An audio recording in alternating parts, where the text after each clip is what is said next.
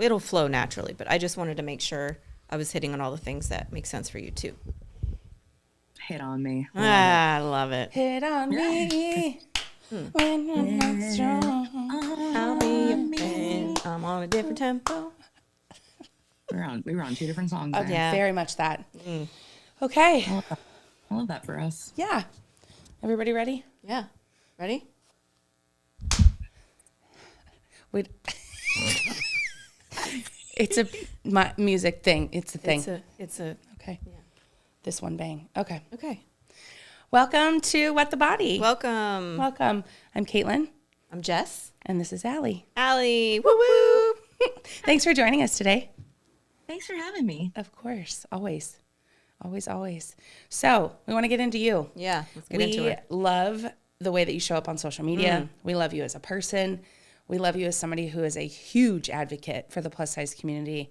And we just wanted to get you on here and kind of walk us through your story, who you are, how you got here, and all the bits.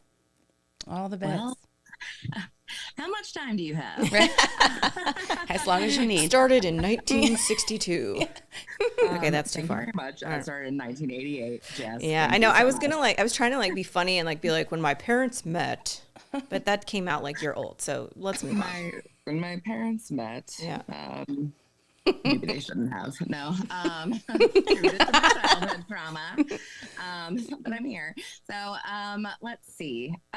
Well, I want to say that I don't know. I hate the term body positivity. And I know that, I shouldn't say I hate the term. I don't love the term body positivity because I feel like it got hijacked. I felt like it was our thing. Yeah. It was the fat girl thing. And then during COVID, some size 2s went to a size 6 and they were like, but I still love myself. So I'm body positive. And so they kind of took it over. And so I'm more like the body neutrality thing where it's just like, I've finally gotten to a point in my life after 34 years of it. I guess the first couple of years I didn't really think about my body or, have thoughts. But like Thoughts, period. Yeah. Like for the first time in my life, I'm just like not actively thinking about my body 24/7. And that's the real goal for me. Yeah. At this point. So but yeah, I've been on the whole body neutrality thing. I feel like pretty hard. I want to say for about 2 years now. 2 years now. But I didn't really, and I swear to God, I'm not being like a total kiss ass here, but I didn't really start to walk the walk with it. Like I talked the talk, like, oh yeah, you should totally love yourself. Right. You should totally it doesn't matter what anybody thinks, like post the picture, wear the bikini, whatever. I did not do any of that until July of last year when Katelyn took my pictures and love that. Made me drive my ass back up to Raleigh. And are we cursing on this podcast? Yes. Okay, cool. Drove my ass back up to Raleigh and sat my ass in front of her computer and was like, we're going to go through this together. And before you can say anything about your body, I'm going to tell you how beautiful you are. So this was the reveal, post picture. This was the reveal. Okay. Yep. And I swear to God, like I am not just lighting a fire under your ass right now. It changed me. It changed me because before I had the chance to be like, oh no. Katelyn was like, look at you, powerful, strong, queen, slay, absolutely. And it was just like, these were just not words that had ever been correlated with my body before, with my anything. And like, that's not true. I will tell you one thing that I have kind of realized this year is one thing I'm kind of coming to terms with too is, and I think again, these pictures have really helped me. Like I'm reconnecting my head and my body because yes, very much. I know what my face looks like. All right. Right. Humble brag, not humble brag. I know what my face looks like because my whole life I've gotten the You have such a beautiful face. Oh my You have God. such a beautiful face. Oh, you're so pretty for a big girl, you know? Right? I do. And it's like, my whole life, I felt like a fucking floating head. Yeah. Right? Yeah. Right? I felt so That's detached big. from my body. Yeah. And now it's like, oh, like we're all a team. one piece. Yep. We're a team. Before you shot with Katelyn, had you done anything like that before? No. No. Okay. Really? No. So shot with Katelyn for the first I love time. that. You said you connected to the pictures. How what was the experience during the photo shoot? It was fun. That was a fun. awesome. That was It was a fun awesome. shoot. So you were having a good time. Yeah. Did you feel beautiful? Did you feel like badass? Did you feel, because the way you explained it, there seemed to be a shift during the reveal. So what I'm curious about is sort of what you were going through during the shoot. It was, I feel like, I don't know, Katelyn help me out here, but like I was kind of going through in the several months like leading up to meeting Katelyn, this kind of like sexual awakening too, where it was just like when I got to the studio, I was like, you know what, I'm here to be sexy, so Let's do it. let's do it. And the cool thing we're gonna just be sexy. Yeah. The cool thing about our sessions, especially in my studio or a space that feels empowered, is people can show up however the heck they want. I have a few ground rules, like things that from an insurance standpoint I can't go against. Right. And I tell them that in advance. And then I say, I want you to see yourself in the image in a really sexy way. So you have from when I start shooting until I go, okay, relax in your pose to do whatever the heck you want, right? Like if something feels really empowered to you, I want you to do it. If it feels grounding, if it feels good, I want you to do it. Meaning the poses, what you're The wearing. poses, what you're wearing, the way that you're posing in the pose. So I get you into a pose and then I kind of work you through like, okay, bend your knee a little harder, arch a little bit more, go, go, go. Like I'll kind of cheer you on while I'm shooting. Right. But if you want to be spicier than what I'm posing you, I pose very PG-11, I would say. Like because I have to play to the lowest common denominator, which is somebody. And then gauge them. Yeah, I mean, I have people that their spouse doesn't even see them nude. Okay. But then I shoot all the way up to kink and erotica. So there's really not many lines for me that cross that feel icky. Yeah. And so I'm like, do what you want. Like Right. if you want to go a little harder, go a little spicier. Spicy. Like go spicy.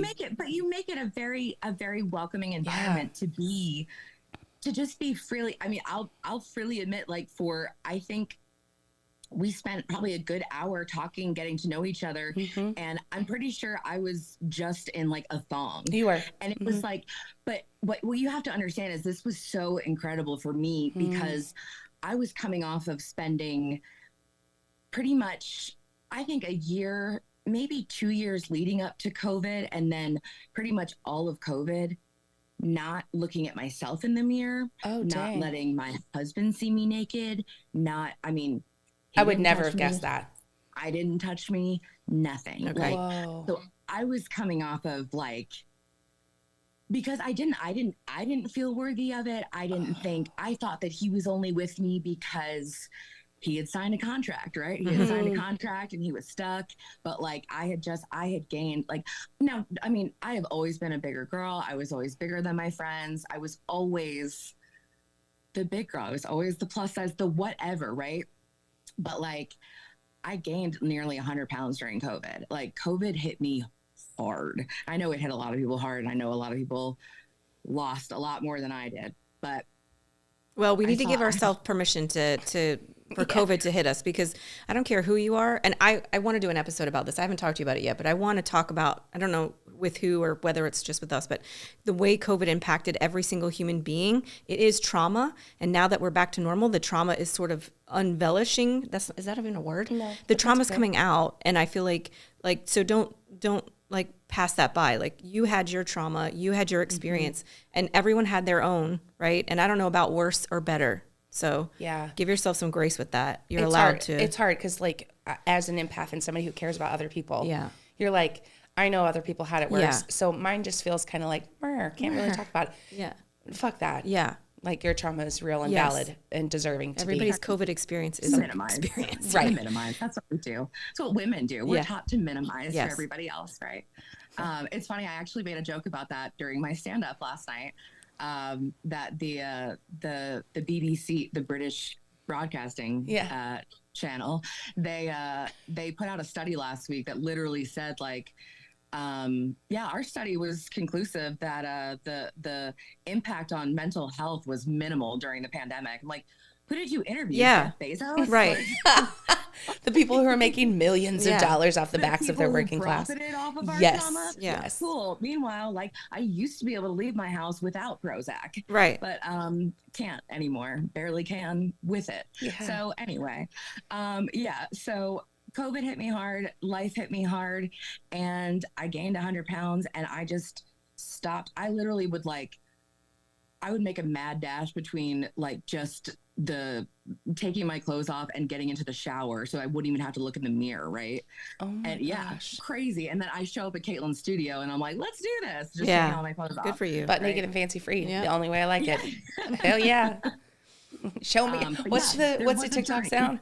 Show me your titties, something like that. I don't know. It was a trending viral. Yeah, there was a journey to get there, but it did really come from a combination of just, honestly, it really started with starting to find people who looked like me.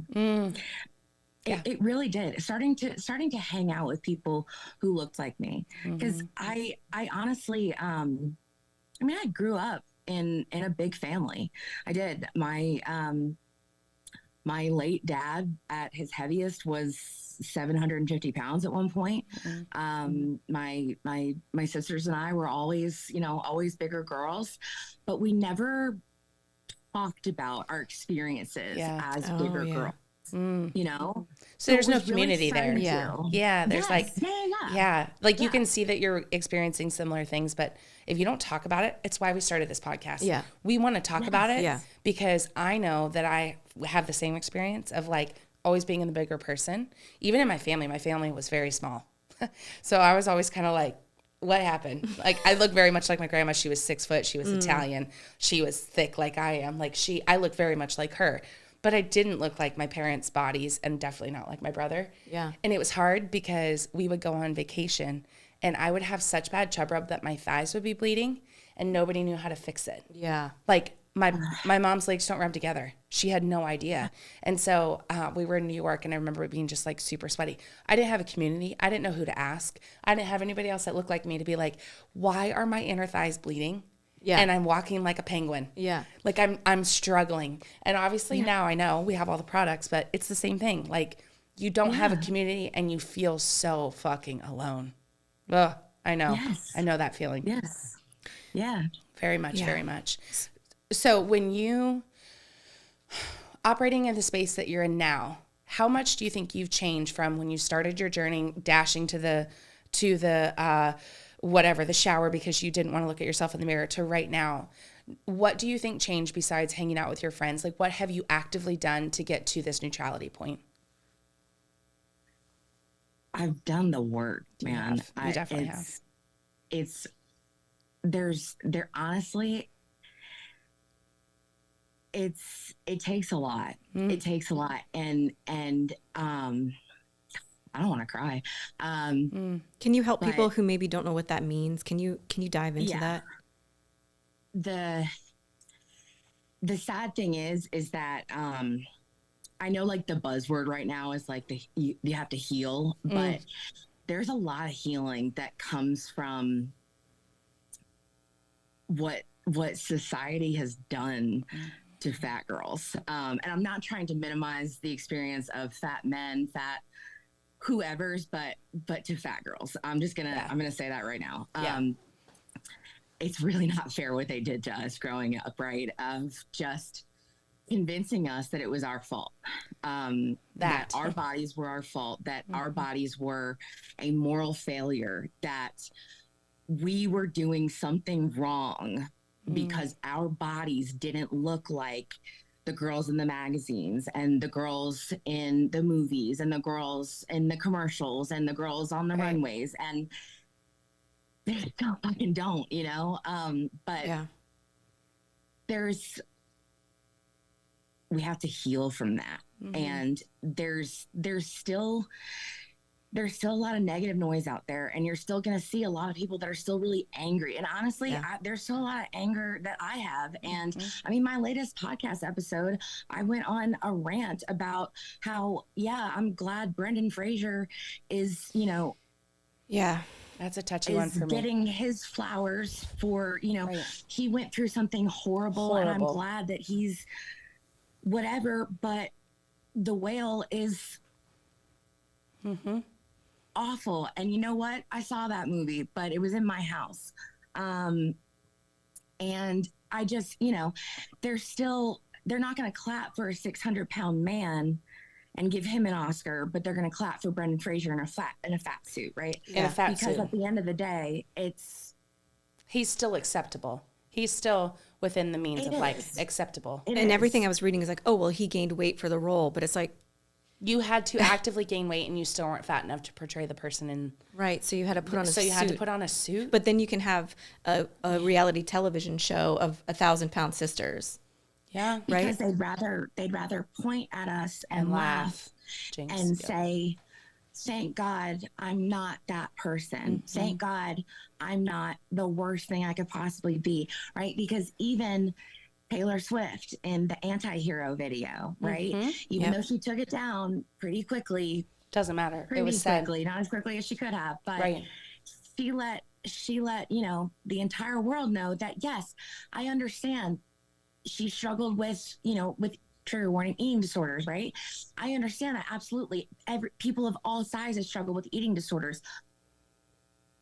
But she also let the world know when she looked down at that scale and it just said the word fat, that in her mind, the worst possible thing that could happen to her was to be fat. And honestly, the real trauma there is that what they're really communicating to us is that it's not that they think that the worst thing in the world is to be a fat person. It's to be treated the way that fat people are treated.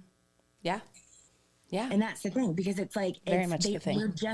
We're considered lazy and dumb, and just like, all we do is sit around and have miserable lives. And like in the beginning of The Whale, we just, a 600-pound man nearly dies of a heart attack because he had an orgasm. Like, it's just. I won't watch the movie, so I believe you. I haven't seen it. I didn't watch the movie. I read enough. Yeah, I read enough and watched. I know that I can't. Yeah, me too. Yeah. And I will admit, there is an added layer of it for me that's a little bit more personal with having. It is, I know part of the story is that, his daughter wants to save him. Yeah. I want him to save my dad. There's a whole level, but like, it's still just, it feels very much like, I don't know, like a zoo, like just. Yeah.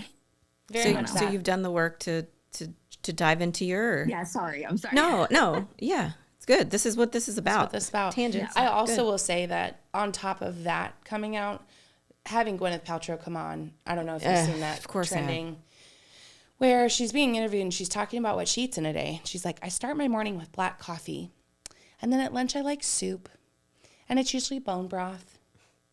And then she goes on to say what her dinner is, and I'm like, you are literally actively telling people to starve themselves. Yeah. You literally to fit society's expectation.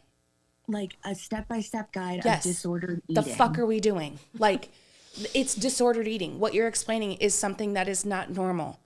It is normal to enjoy food. It is normal to eat. It is normal to be a person who consumes foods of all different kinds. The general assumption is that, you eat too many hamburgers and hot dogs and fried chicken. Bitch, I'm allergic to everything. I'm allergic to the cat sneeze next door. I literally have to be rice. I'm allergic to rice, right? Like, what I'm eating is greens, usually greens, and some sort of protein. And I still look like this. So your general assumption is wrong, right? And then you have somebody like that who comes out and who's wafer thin. She's like, yeah, just coffee and then bone broth. And then I do this thing where it's like intermittent fasting. And you're like, what? What do you eat? Intermittent fasting is basically just starving yourself for a certain amount of time. Yeah, essentially. Okay. Trust me, I've done it all. keto, Same, intermittent fasting. same. I And that's mean, Weight another thing Watchers as a too. child. Yeah. That's another thing too, is like the whole thing that we've always heard our whole lives, right? Is, oh, you know, that person, they can eat whatever they want. They're just naturally thin. But we've never, ever heard, well, She's that naturally person- thick. She was born that way. that person eats the same thing that Gwyneth Paltrow does, and they're just naturally fat, right? Because guess what? I used to be on a lifestyle. It was an eating disorder. It was an eating disorder. Yeah. I injected myself with HCG hormones and ate 500 calories a day. And yeah, I dropped a lot of weight. And guess what? As soon as I got off that diet, started eating, I don't know, crackers again, gained it all back. Gained it all back. Yeah. Okay. But guess what? Even when I dropped all that weight, I was still 200 pounds.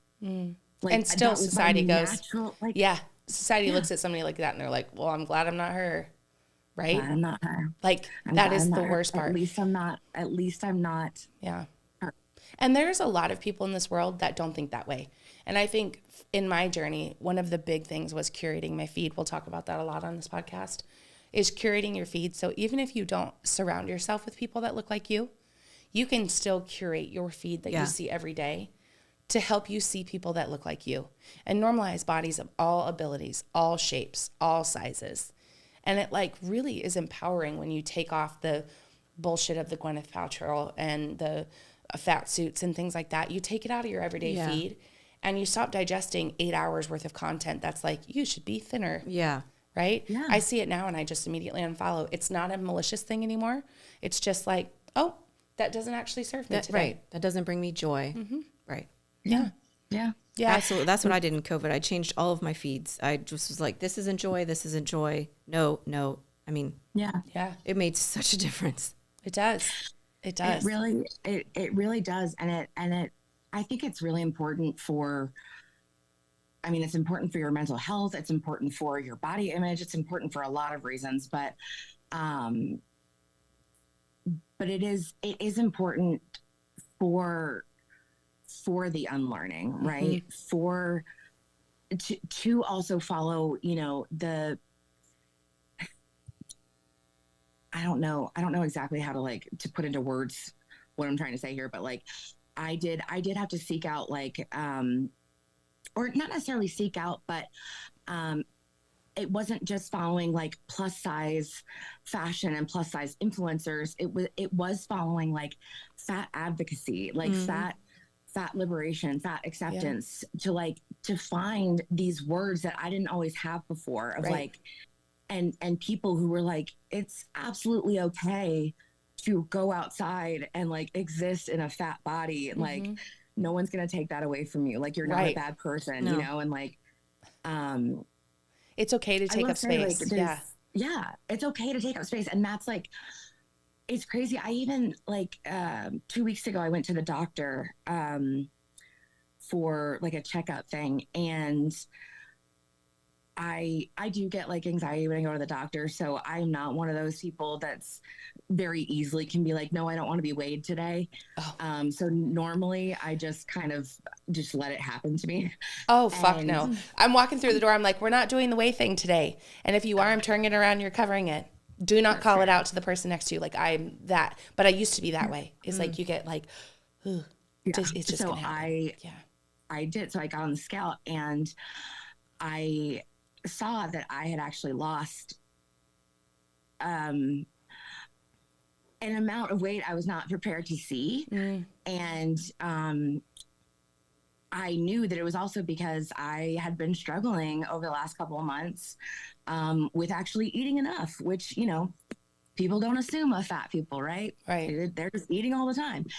And it's something I've been talking to my therapist about and everything. And I remember walking out of the appointment and I called my mom. And the first thing I said when and like this is part of my like unlearning. The first thing I said when she answered the phone, I was like, I'm going to tell you something. But before I tell you, I do not want you to congratulate me. I do not want you to say, way to go. That's amazing. Unbelievable. I just want to tell you, Right.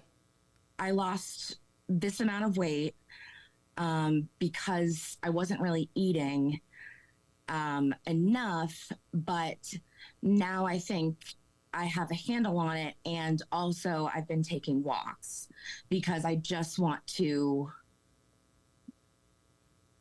feel a little better. I don't know. And I'm sitting there trying to justify like all the reasons that you don't want a congratulations. Yeah. Exactly. Right. Because I no longer want to be congratulated for taking up less space. Mm-hmm. No, thank you. Yeah. No, thank you. Because that's, and I don't want to congratulate people. Like, I don't want people to want to be congratulated because they were told their whole lives that they were wrong for taking up more space. Right. So I will say that and I think that's what I was getting to in the beginning of my rant, is that part of the unlearning and part of the healing and part of the hard work is there is grief. There is anger and grief in learning how much time and how much of your life you gave up in the pursuit of somebody else's idea of perfection. Right. Yeah. Right. And I think the experiences that you didn't take. Yep. And it's from day one. It's like when you draw as a little kid, when you draw pictures of people in your life, like we start by drawing stick figures. We start by innately saying, you know, this is this person, this is this person. And like, we never just sit down and get to look at our bodies and be like, this is what a self-portrait looks like. My body doesn't look like that kid's body. Right. And it's okay, right? We're not taught that as a kid. We realize early on, really early on, that the people that have thin bodies, that have more socially acceptable bodies, are worth more in a setting with multiple people. They're more valuable. We're taught that at a very, very young age, right? And I was always big. I was always tall. I wore a woman's size 9 in the 3rd grade shoe. Like my shoe size was a woman's size 9. Yeah. Try finding jellies for a 3rd grader. Right.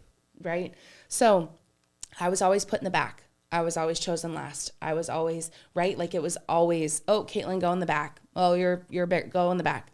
And it's so little, but in the reality of how it compounds in your life and as you grow up, it feels so like, oh, you're just taking up too much space. Let's try and hide you in the back.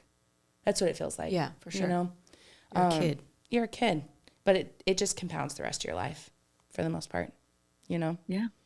Either way. So we see where you are. You've done a lot of work. We're very proud of you. Congratulations. It's been fun to watch. And now you're doing stand-up comedy, and we want to hear more about that. Yes. Very much more about that. All about it. Because I think it's really cool. And maybe a joke. It's honestly, it's A bit. also, Maybe not a joke. Right. I don't know what I'm talking about. It's also part of my like healing thing. I love that. I literally up and quit my job. Quit my job. I was self-employed. I was a realtor. And just stopped doing that because it hurt my mental health too much. After 10 years, almost 10 years of doing it, after October, after my my loss in October. Yeah. And I basically just went through a period of like, I just need to do things that are going to make me happy right now. Great. And I love that. I took a online class with Second City in Chicago, which is like one of the best like comedy schools in the world. Like That's fun. like 75% of like the SNL alumni have come from Second City. Wow. I didn't know that. That's so cool. Yeah. And so I did an online class with them like towards the end of last year. And then I was like, fuck it, I'm just going to start doing it. Yeah. So, yeah. That's awesome. I'm not that brave. I won't even go to stand-up comedy shows for the most part because I get really bad secondhand embarrassment. Oh. So like, Oh my God. I struggle sometimes sitting at comedy shows. I remember sitting and watching somebody tank so hard that he started yelling at the crowd, and I just was like, I don't know what to do with my hands. I was so uncomfortable. I've never been back to a show. I've genuinely never been back to a show. I tanked last week. Did you? Tell me about that. I totally did. They laughed at my first joke, and then I lost them right after, because the thing is that most open mics are the entire room is full of other, like, brand new comedians. Oh, yeah. Right. Oh, And so I made a joke about a horribly expensive purse, my $4,000 Louis Vuitton bag that I literally will have to just like use until I cannot use it anymore. Bury me in it, yeah. I will be buried with that purse, but when you make a joke about a $4,000 Louis Vuitton bag to a room of broke comedians, you lose them very quickly. Yeah. Even though I was trying to be self-deprecating about how irresponsible it is to spend $4,000 on a bag. I lost them immediately. I think they were like, "Oh, we're not the same, lady." We are not. And so everything else I said after that, they were like, "We don't like you." No. But then also, most of the rooms are mostly men. Yes. Which I knew going into it, and most of my jokes are not for them. Facts. So, yeah. Last week, I tried to finish up with a joke about teaching men how to take better selfies for their dating profiles. Yeah. And the punchline was something smile, sweetheart, and they didn't like it. Oh. Poor guys. I could never. I love people, like, even improv. I took improv classes for like 2 years. I loved it because there was nobody in the stands. Like, there was it was class, right? And so you could just like fall on your face and it was totally fine. And I love that. And I'll go up and give a speech. I'll talk to anybody on the whole world. But I commend people so much when their healing process includes comedy and like getting up and making people laugh. You know what I mean? Like, I think that's so freaking cool. Make people laugh. Yes. It's the most fun thing. Yeah. And you're good at it. You're very good at it. So that's exciting. Do you have any shows coming up? I have one on the 30th, actually. And that one I'm kind of nervous about because it's my longest spot I've done. So far, I've only done 5-minute spots. Oh. And this is 10-minute. Whoa. I'm nervous. Yeah. No, you shouldn't be. You'll be fine. You've already tanked once. Yeah. You can it's good, right? You got it out of the way. I swear it. Yeah, you failed forward because you are doing what the majority of the world wouldn't do. No, I'm not doing that. It's like you're going up there and just being authentically you. Love that. And like, if you fail, you're failing forward. Like, that's still a success in my brain. Yep. Right? Like, fuck yeah, I tripped on my face. It was great. It won't be that way tomorrow, right? Like, you just got up and kept going. Loves an audience. Yeah. That's amazing. That's awesome. That's amazing. So talk about your experience in like the influencer modeling fashion space. I want to hear about that. It is exhausting. It's honestly, it reminds me so much of like my like early years as a realtor. It's honestly, you got to pay your dues. I'm still doing so much like, oh, we're going to send you free stuff. Thanks so much. But I have so many clothes now and I cannot pay my bills with dresses. Right. If I could, I would, but like I could pay my bills taking off dresses, but that's still not socially acceptable to my parents. So I gotta fucking do something else. Back to the fucking grind. Yeah. I only gotta worry about one of them, but still, it's just like Morbid I humor. would like more brands to offer to pay me to showcase their things, but it is getting nicer to where like at least I'm paying my dues with like bigger brands now. Like I just got to work with Torrid, which was really nice. Oh, that's awesome. So because I normally spend a lot of money at Torrid, so at least this time like I got to spend their money at Torrid. But that was really nice. That's amazing. But it is nice because there's still not.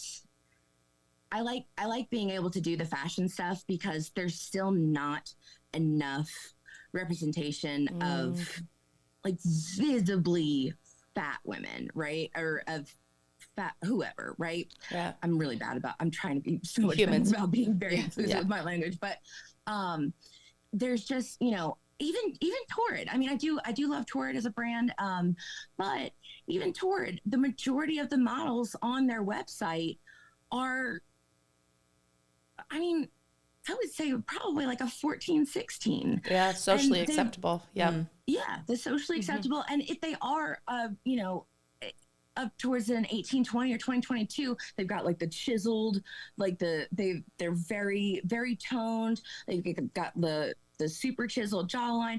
And I'm not hating on those women all by any means, but there's not enough visual representation of actual like fat bodies that are not just the thick, the curvy, you know, and not just all different kinds of shapes and sizes. So I like doing the fashion stuff to show that, like, okay, I know that Torrid sells these clothes, or Eloquy sells these clothes, or whoever sells these clothes.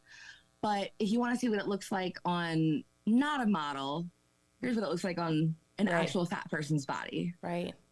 Well, and it's like most brands aren't hiring people like that. So it is, as an influencer, it is your job essentially to show up and show people what it looks like, right? Like, if they can't show it on their own brand page, you're like, let me do it for you. Here's the free work, which is not what you wanted to do. Like, pay me to do this work. I shouldn't have to show up on my own social platforms to do the job that you're not doing. Right. That's so frustrating. And to it's sell like, your clothes, to sell your clothes. Yeah. Excuse me. These are yours. Do the work. What are some of the brands that you feel like are doing that are representing larger bodies?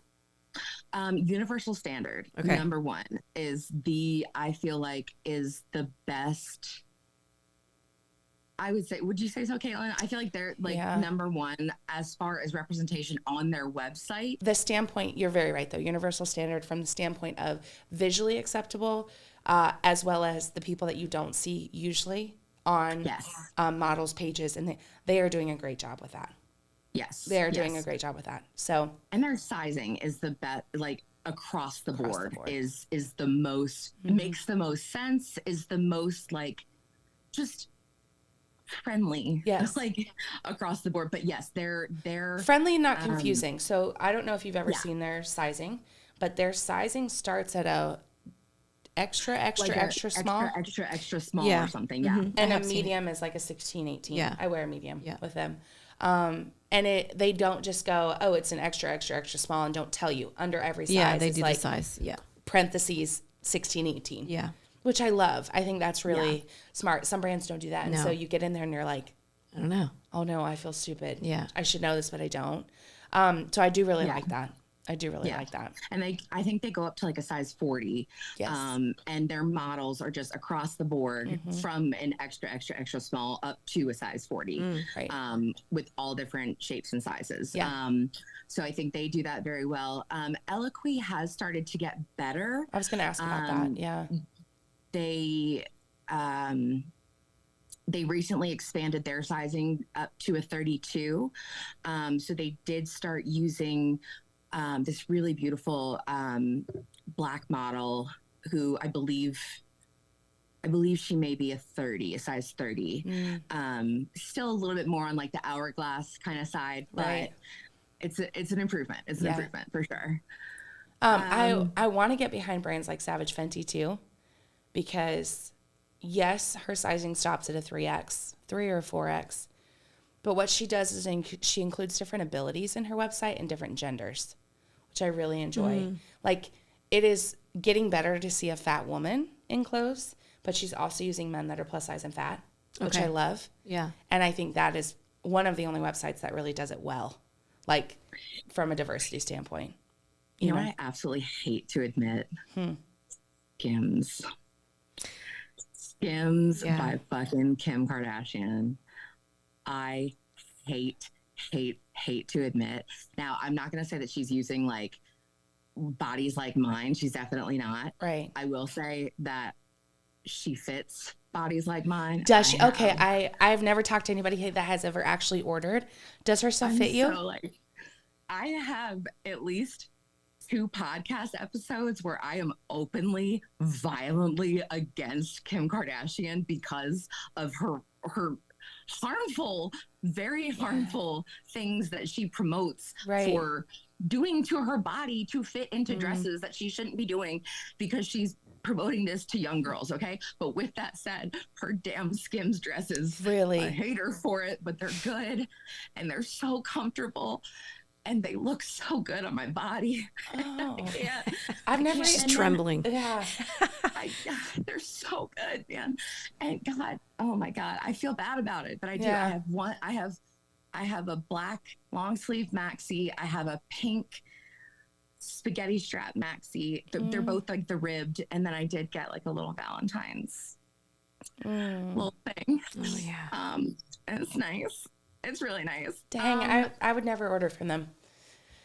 I want to, like, I love But that. if you look on their website, I know, but if you look on their website, well, again, while it's not bodies like mine, there are larger bodies, there are smaller bodies, there are so many.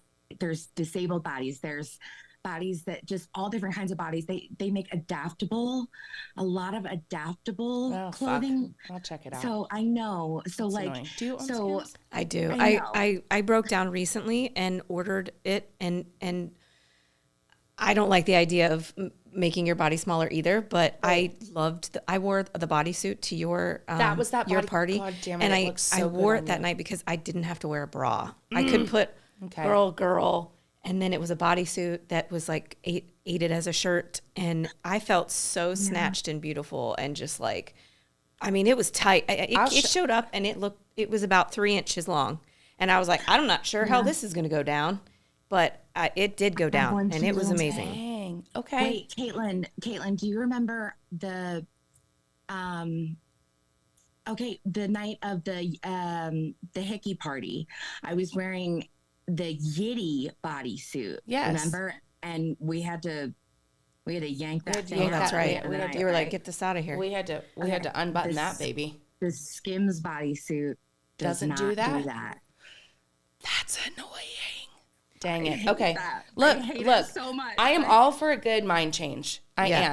am. Like I said, I sometimes don't rock with brands for a while because of how they treat people. It's not that I won't go back and reorder. I'm willing to give everybody a second shot. I am. I think brands are able to change. With that being said, I will never shop at Abercrombie. I won't ever. Oh, hell no.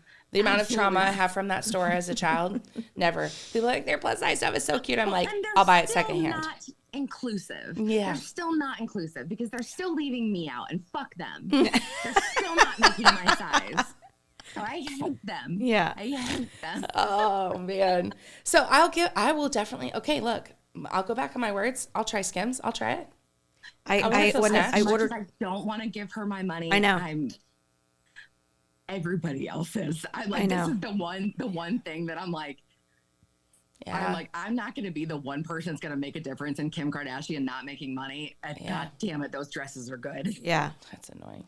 it feels good, and that's her Yeah. point. And you're like, well, fuck it. Feels so Yeah, good. it feels better than hating her, and it's like it feels like you love it more than hating her, and you're like, fuck it. I'm No, also it still feels good to hate her in the dress. right.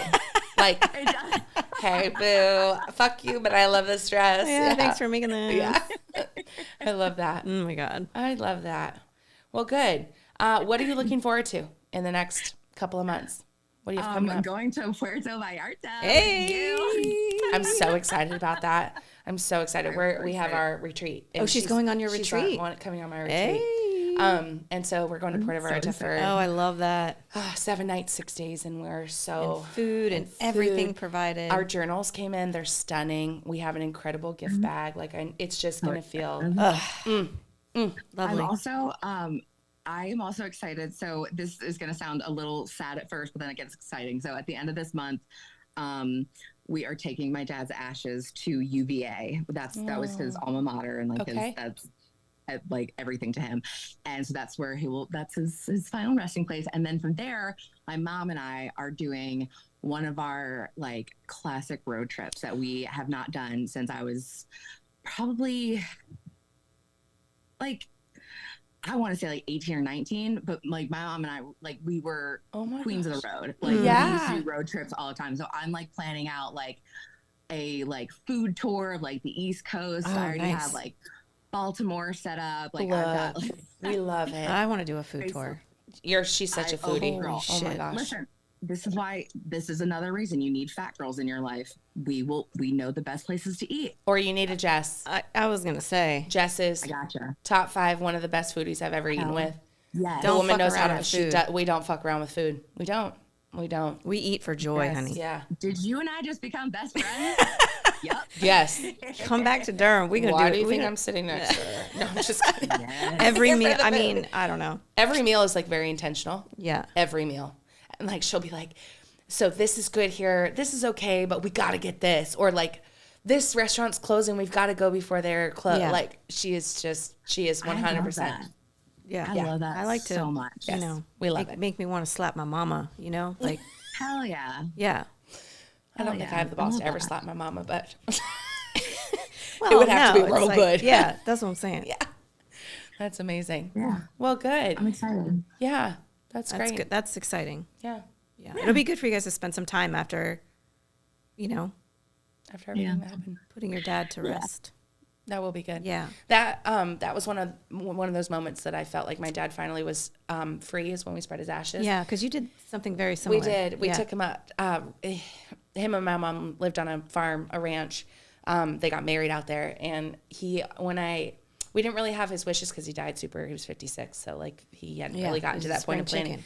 But he basically said that his happiest moments were like when he was out in the country, and he didn't really believe in God, but he would say, heaven is wherever you are the happiest. Yeah. And so we took him to where I perceived was the happiest. Okay. And it's like a little, you would never know, but it's up on this beautiful mountain. And when you go and just sit there with him, we've only done it a couple of times because it's genuinely in the middle of nowhere. Like we had to ping it. I had to pin it and save it because it's not like a place that you're like, oh, just go up the road. And it's not. It's like a hike. But when you go up there, you can hear the grass strands rubbing together. And it, to me, gave me so much joy that he was no longer confined and he could just be. And it was like, you're going to have hopefully that same experience of like just some comfort in knowing that he's where he's the happiest. And It was pure, like I had my sister's ashes on my shelf from August of 2021. And it's just so weird. It's like, I don't know how to explain it, but it's like until you experience that, it's so strange. But I got used to it. And then I got to a point after I got my house, I was like, I don't need this. You know, I don't want this here anymore. And so I just bought my house and it has a little stream down in the other lot. And I just walked down there with a friend and we had a drink and I just opened the box and just walked around the stream because it's short and spread her ashes and was just like, it just felt like a deep breath that I didn't know I needed, and just like did that and then put the box into, I was having a fire and just like burned it. And it was just so like, it didn't feel like, I thought I didn't want to do that before. I was like, oh no, this is like, it felt so amazing. it feels less final too. Yeah. I don't know how to explain it. But either way, I genuinely hope that you have some comfort in that experience and you get to spend some time with your mama. That's good. That's exciting. That's great. I am custom ordering I found a local like artist who makes cremation jewelry. So I've seen So that. cool. Yeah. yeah. So I love that. because I got my dad's college ring. I got his UVA ring, but it's gotten a little bit too big for me, and I don't want to get it resized. I want to have it like the size that he wore it at. Right. So I'm just gonna get like a little case for that. So instead, I'm getting this ring made that's gonna have, it just has like a less than like a teaspoon of his ashes in it. Yeah. But I'm gonna have it made in Carolina Panthers colors. Oh, I love that. Good. Because that was that was your together. thing. Yeah. Yeah. I want to hear how that goes. I looked into that. I looked into all the options because there's a startup that does it, and then there's local people that do it. There's all kinds of companies that you just send them a little bit of ashes, and they basically like turn it into a stone. We didn't keep any of his ashes, but we have his thumbprint. And so my mom for Christmas this year gave me his wedding ring and her wedding ring. Oh. And I'm going to have them melted down and recast for a ring for me. And then we'll have his thumbprints in the middle. Oh, wow. That touch my skin. I love that. So it'll be like That's I get to carry them lovely. both, which I'm really excited about. And I think my mom doesn't know this, but I think I'm going to ask for her thumbprint as well. Oh, yeah. And do his on the bottom and hers on the top. So it's just like a parent hug. Yeah. I sobbed. I knew I was getting his ring, but I didn't know I was getting hers. And when I opened it at Christmas, I opened it and then shut it. And I just Like, I was like, and I opened it again, and both of them were in there. It was really cool. So I'm a big supporter of the jewelry. Healing. Yes, we love joy and healing. We're all about it. Yeah. The more, the merrier. Yes. Cutting the ties to the yucky in the past. So, well, good deal. Thank you so much for joining us today. How can people follow you? How can people find your podcast? Tell us about that. Comedy shows. Oh God. So you can find me on Instagram at Lights Camera Alley. Or you can find the podcast at Bigger Than Me Pod. I am on Spotify, Apple Podcasts. I think Amazon Music has me on there. Okay. Pretty much wherever you get your podcasts, it's Bigger Than Me. Yeah. Yeah. Very good. Yeah. Love it. We love it. We love it. Yeah. And then Tuesday nights in Charlotte, I'm at Starlight on 22nd. Love that. Starlight. I want to come Road see trip. me crack some jokes. Road trip. Woo. I promise I'll put my secondhand embarrassment away and come and support you. Okay. I won't have it for you, but I'll have it for everybody else There before we and go. after you. Yeah. That's fair. That's fair. Never know what to do with my hands. Thank you, Allie. You're always a joy. You always make me smile. You always make me laugh, and I just really appreciate you. And all of your thank you support to guys so Hickey, much. too. I really appreciate you a lot. Of course. Of course, of Of course. course. Awesome. Well, we are signing off. Yes. What the body? What the body? What the body? What the body? Make sure to subscribe and like to hear all of our new episodes. Thanks Okay. for listening. We love you. Thank you so much. Bye. Bye.